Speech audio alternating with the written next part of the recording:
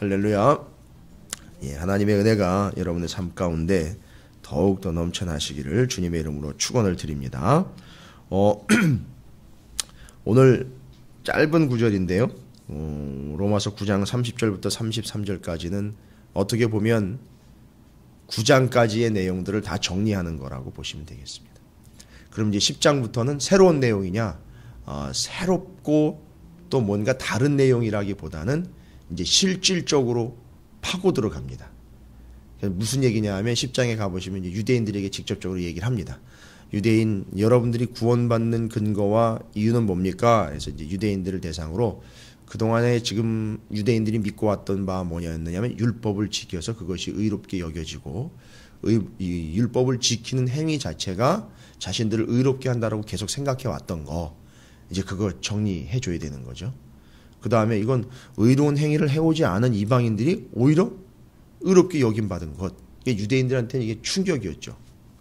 이게 또 용납도 안 되는 걸 뿐만 아니라 뭔가 손해보는 느낌, 그런 생각을 했던지 그런 부분에 있어서 이제 좀 갈등이 되는 부분, 또 이해 안 된다는 듯한 그들의 표정, 뭐 이런 것들을 다 정리합니다.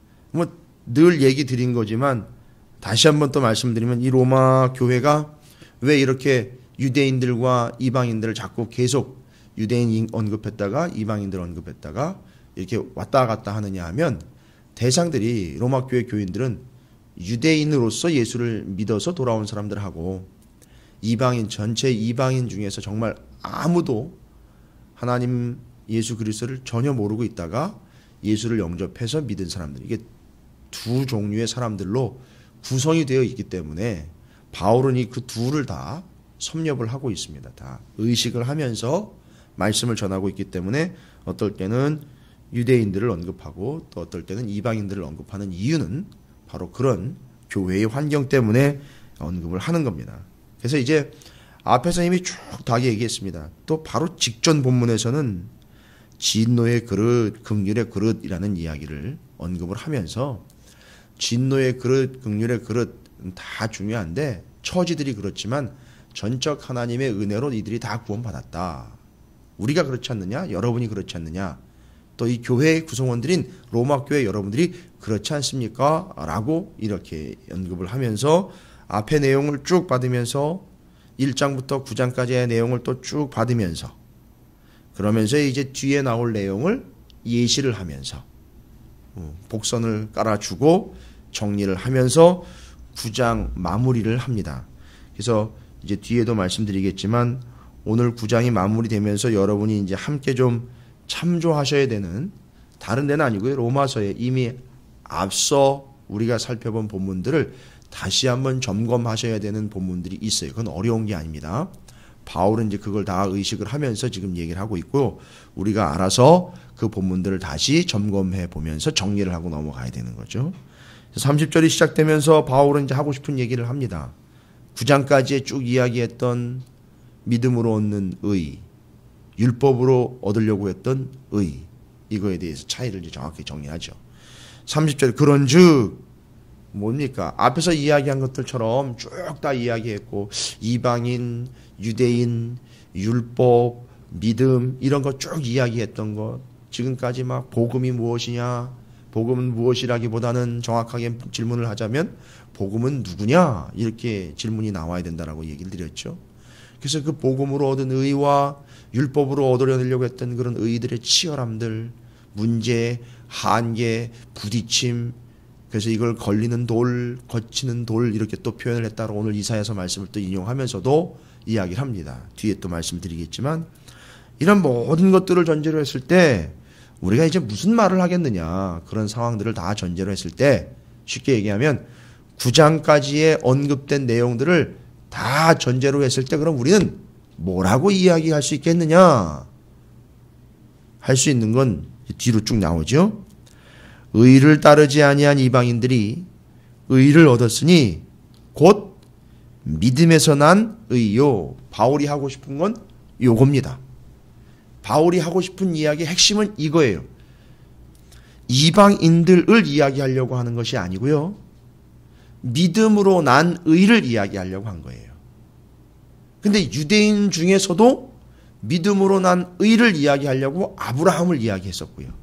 그 씨인 이삭을 언급했고 우리는 아브라함의 후손, 아브라함의 씨가 아니라 이삭의 씨라고까지 이야기를 했어요. 그건 뭡니까? 아브라함은 이삭이 태어날 걸 약속으로 믿었어요. 그걸 잠시 동안은 문제가 뭐였느냐면 자신의 처지가 그럴 처지가 아니니까 잠깐 믿음을 잃어버린 게 아니라 소망을 좀 잃어버렸었어요. 그런데 끝까지 그 믿음을 붙잡고 간 결과 이삭이 태어났습니다. 이삭은 어떻게 보면 같은 말이긴 하지만 좀 구분을 하자면 소망의 씨지요. 근데 소망은 믿음을 끝까지 가지고 가는 게 소망이니까 결국 믿음의 씨라고 단순하게 그냥 뭉뚱그려 넘어갈 것이 아니라 구체적으로 이야기하자면 믿음을 끝까지 가져간 소망의 씨였던 거예요. 그래서 우리는 믿음을 가지고 살아가는 우리는 정확하게 표현하자, 좀 아주 적나라하게 표현하자면 아브라함의 후손 당연한 얘기인데 정확하게 이야기하자면 이삭 곧 소망의 씨인 이삭의 후손이다. 아주 이렇게 냉정하게 이야기를 해버려요. 아주 정확하게. 그러고 보면 이삭의 씨라고 그러면 유대인도 포함돼요. 혈통적으로는요. 그런데 이방인들도 왜 포함됩니까? 소망의 씨이기 때문에 포함이 되는 거예요. 이게 다 커버가 되는 거죠. 근데 하고 싶은 얘기는 그거예요. 유대인과 이방인을 나눠서 구분하려고 하는 마음이 아니라 바울은 하고 싶은 얘기는 단 하나입니다. 이방인의 예를 들어서 의를 따르지 아니했던, 여기 의를 따르지 아니했다라는 얘기는 뭡니까? 간단하게 이야기하면 율법을 지켜서 의롭게 되려고 했던 그런 의로움을 얻을 수 있는 여타의 방법을 따르지 않았던 이방인들 같은 경우는요. 그죠? 그 이방인들이 의를 따르지 아니했던 이방인들이 의를 얻었습니다. 그러면 이거는요. 율법을 따르지 아니했던 이방인들이 의를 얻었어요. 그러면 이 의는 율법으로부터 온 의가 아니라는 거예요. 그렇죠? 그럼 어떻게 얻어낸 의입니까? 정확하게 얘기하면 정말 얻은 거지요.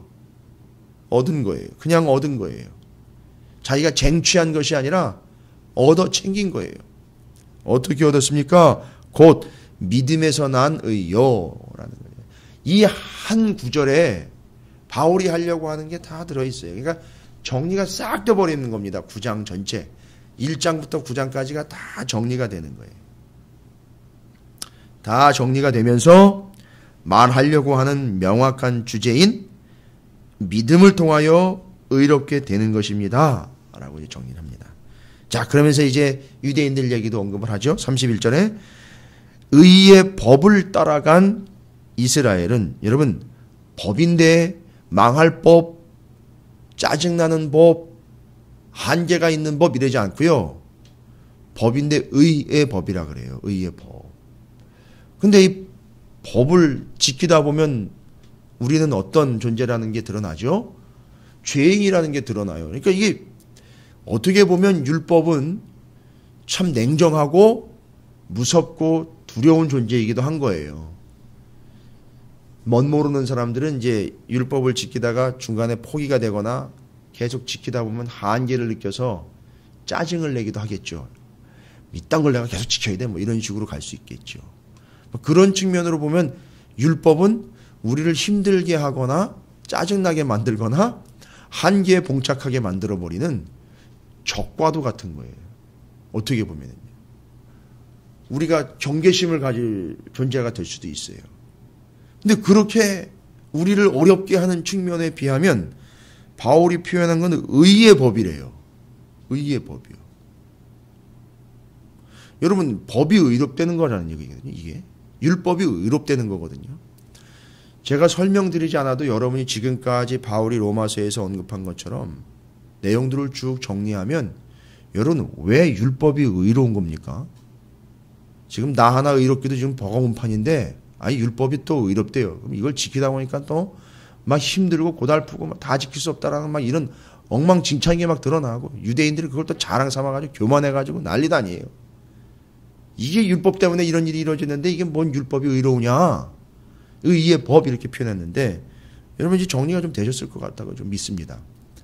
왜 법이 의롭다고, 율법이 왜 의롭다 그래서 의의 법이라는 표현을 썼을까요? 아주 당당하게.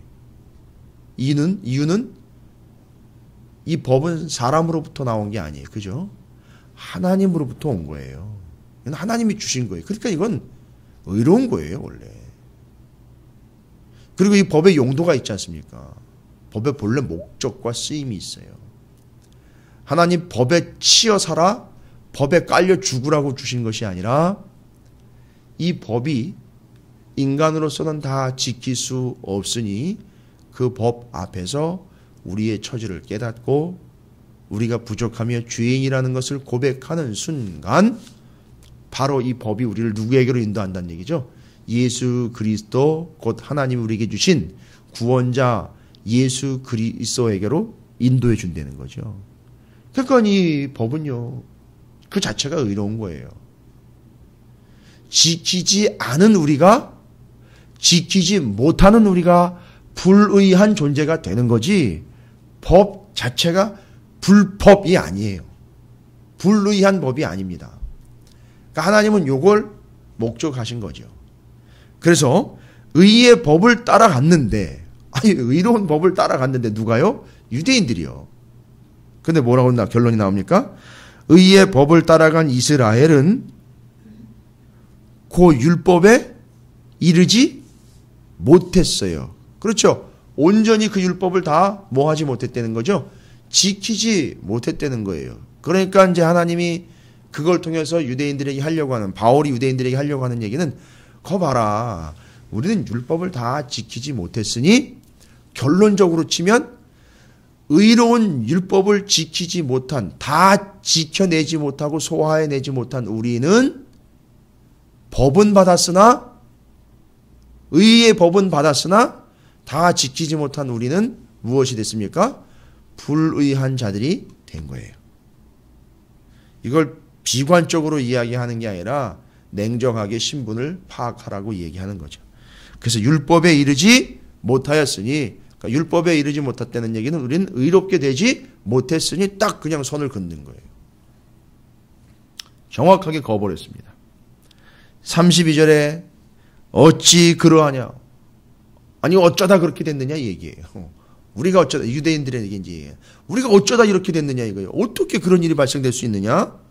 이는 그들은 누구예요?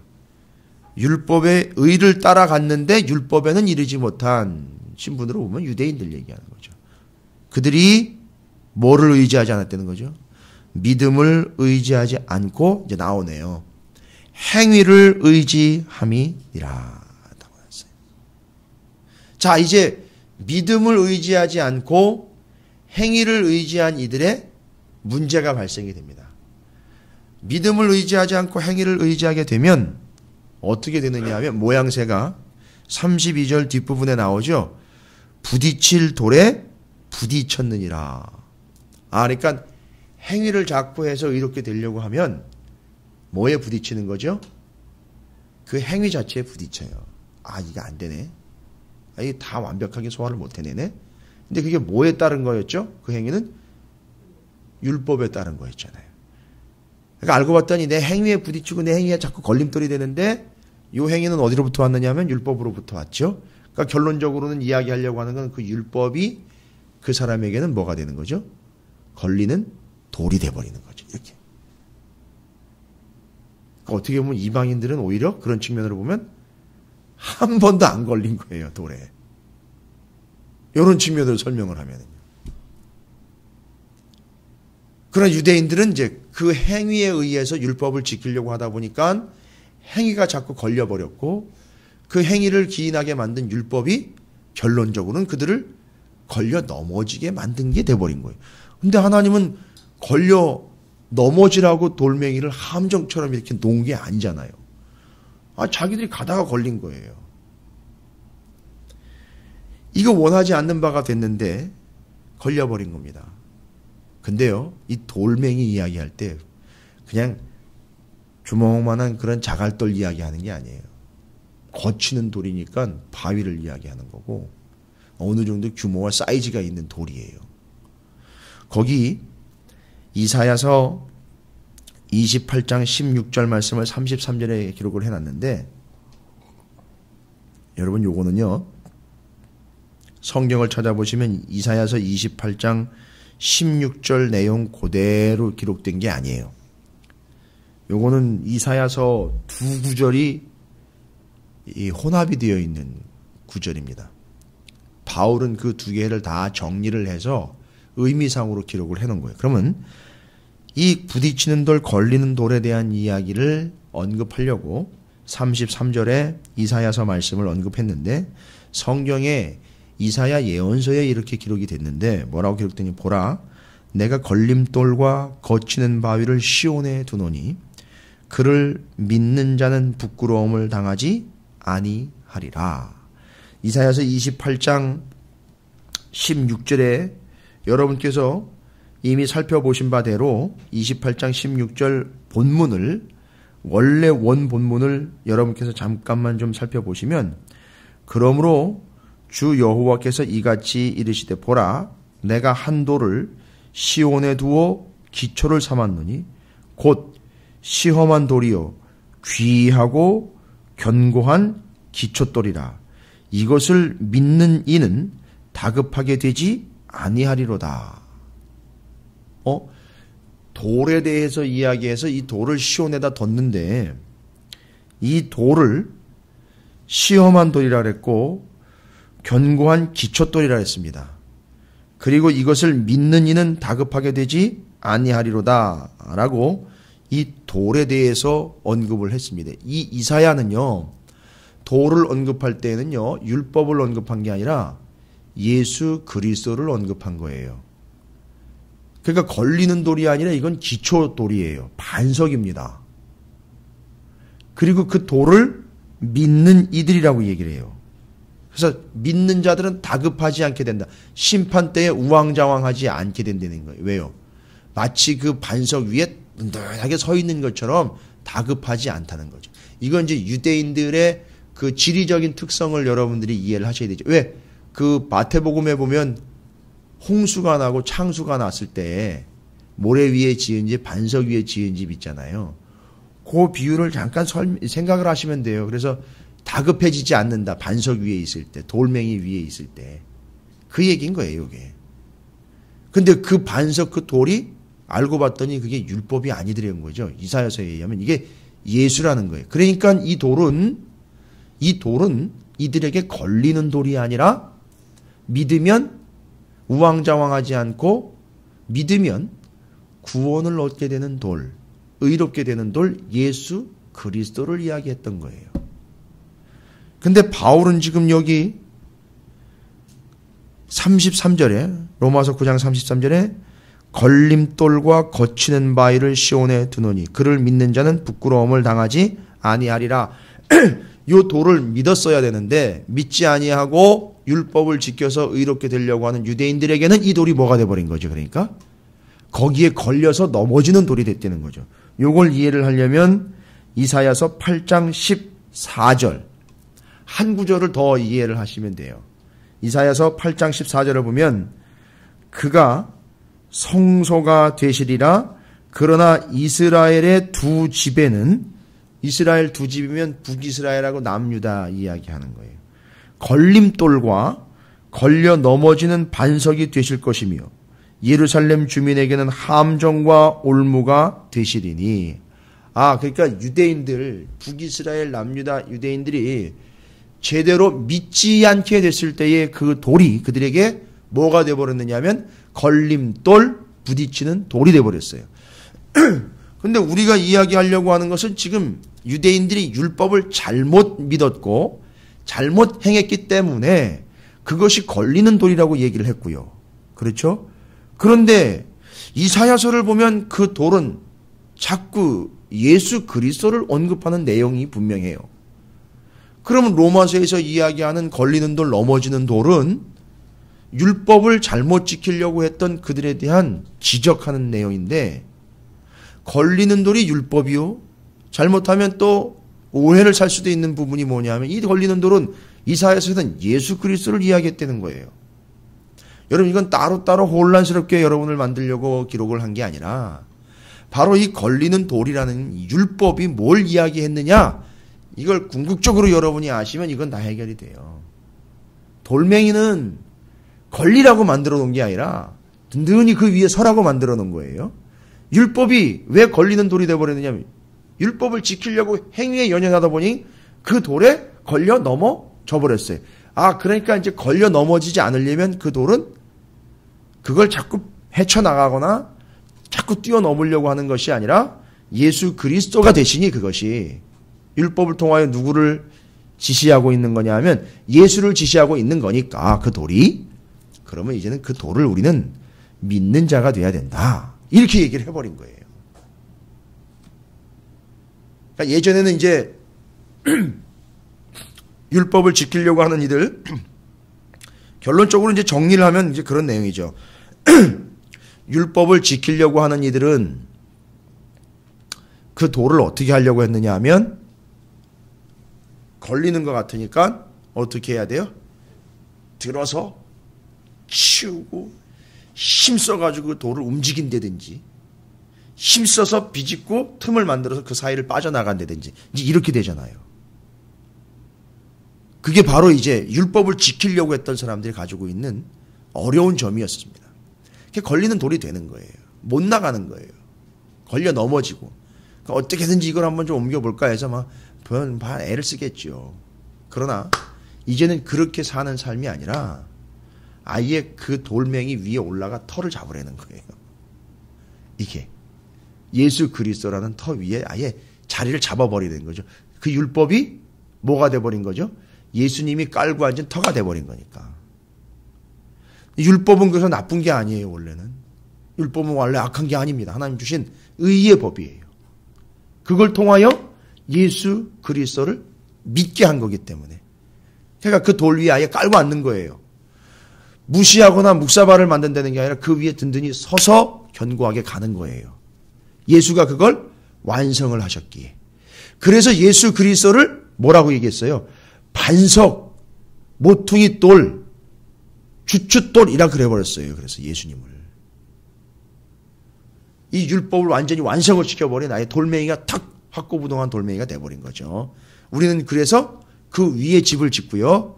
그 다음에 모퉁이 돌이니까 어떻게 되죠? 우리 서로가 그 모퉁이 돌에 서로 조인이 돼가지고 견고하게 튼튼하게 이어져 가게 되는 거죠.